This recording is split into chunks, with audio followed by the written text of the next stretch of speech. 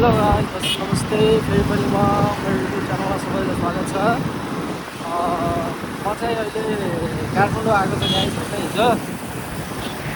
अब यहाँ हेर्न सक्नुहुन्छ मान्छेहरू किन यति दौडधुप गर्छ भन्दाखेरि चाहिँ हिजो अस्तिसम्म म मेरो गाउँमा थिएँ, कति प्यारो थियो मेरो गाउँ। अहिले चाहिँ म हिजो आएँ अनि एक रात होटलमा बसेर चाहिँ अहिले म साथीकोमा जाँदैछु।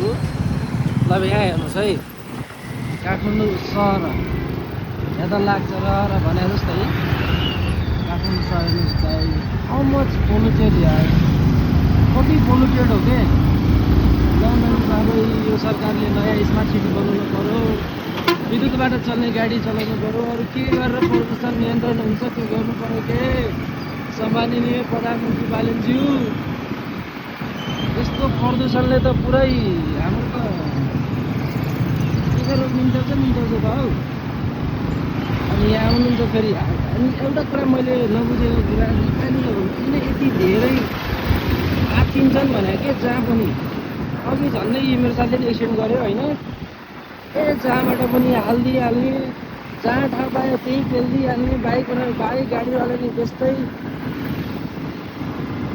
के भन्न छ तँलाई राइडर? अझ अनुहार लुगा खाएर यस्तो छ है।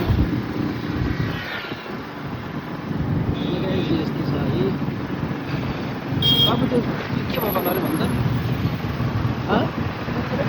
त्यो के भयो भने के अरे यत्रो 8 वर्षपछि सी भवन पनि थाहा छैन तँलाई? अहिले म रिसर्च गरेर भन्छु लगायत। ल म जुम गरेर राखेर चाहिँ यो के भवन हो, कसैलाई थाहा छ भने कमेन्ट गरेर भनिदिनु होला होइन।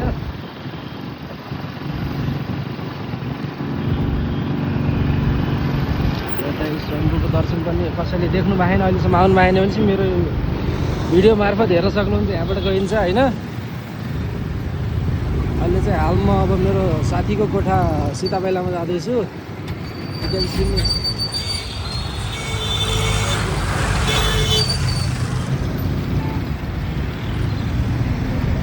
हेर्नुहोस् त कसरी बाइक चलाउँदा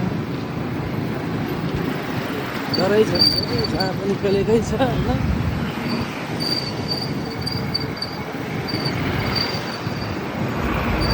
मान्छे यसरी बाटो काटिरह, यस्तो ठाउँमा त जेब्रा क्रसिङ राख्नु नि, कसैलाई कसैको मतलबै छैन।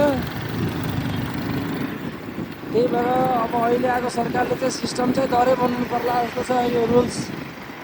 अनि काठमाडौँ भ्यालीमै लागु भएन भने हामी त झन् नेपालको कहाँ लागु होला र। सो यो भिडियो मार्फत this is my like suggestion to current government.